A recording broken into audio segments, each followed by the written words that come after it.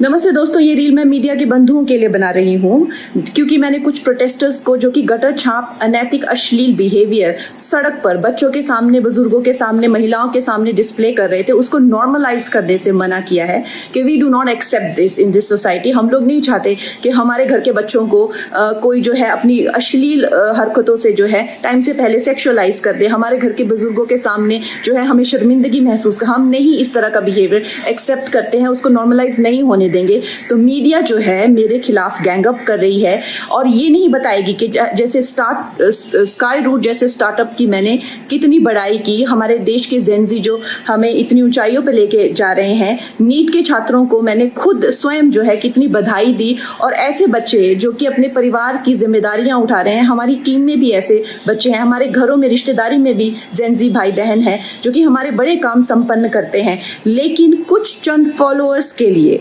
और चंद कमेंट्स के लिए और कुछ लाइक्स के लिए ये मीडिया वाले इतने ज्यादा बिक चुके हैं। और मैं देख रही हूँ कि कुछ फेमिनिस्ट जो हैं वो एंकर्स कह लीजिए या पूरे एक बुलेटिन कर रहे हैं और मुझे सिखा रहे हैं कि Kangana, why should these women have the burden of dignity और डिसिप्लिन। हम लोग मिलेनियल वुमेन पे इतना प्रेशर था to be dignified and to be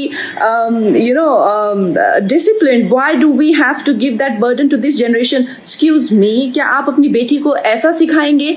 discipline में रहना या मर्यादाओं में रहना कोई चॉइस नहीं है। भौंडा प्रदर्शन तो हर कोई करना चाहेगा, लेकिन अगर आपको समाज में रहना है और संविधान के हिसाब से आपको चलना पड़ेगा, जिसका मतलब है कि आपकी आजादी वहां खत्म हो जाती है जहां मेरे नाक और कान शुरू होते हैं। तो आप भौंडे बनकर सिर्फ अपने कमरे में रह सकते हैं। बाहर आकर आप मेरे आराध्य, चाहे आपको मेरे माता पिता के लिए कोई सेंटिमेंट ना हो, मेरे घर के बच्चों के लिए कोई आपको भावना ना हो, उसका मतलब ये नहीं है कि आप उनको सड़क पर सेक्सुअल गालियां देंगे, उनके मान को हानि करेंगे। मेरे आराध्य, मेरे भगवान हो, चाहे मेरे नेता हो, प्रधानमंत्री जी से जो है लोग उनको एग्जाम बडी कहते हैं बच्चे। उनके साथ में कितने लोगों की भावनाएं, कोई उनको लीडर मानता है, कोई उनको दोस्त मानता है, कोई उनको परिवारजन मानता है, कोई उनको भगवान मानता है।